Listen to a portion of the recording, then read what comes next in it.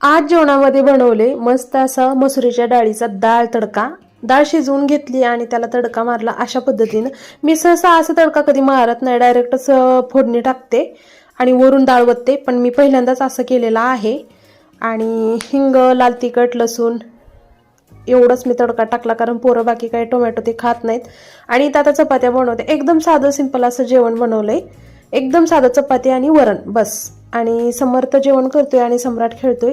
आणि जेवल्यानंतर आता थोडंसं पोरांना वरती घेऊन गेले गच्चीवरती, तर छान असं वातावरण होतं। फुलाचे 2 मोगऱ्याचे झाड आहेत, तर खूप छान वाटतं त्यांना वरती गेल्यानंतर। अर्धा एक तास मस्त मनसोक्त खेळतात, कारण खाली तर सोडू शकत नाही, पावसामुळे चिक्कल ते झालेला आहे। तसं तर आज उघडलाय पाऊस, पण चिक्कल आहेच। आणि आमची शिटी बघा गच्चीवरून कशी दिसते, भरपूर असे बांधकाम झालेले आहेत।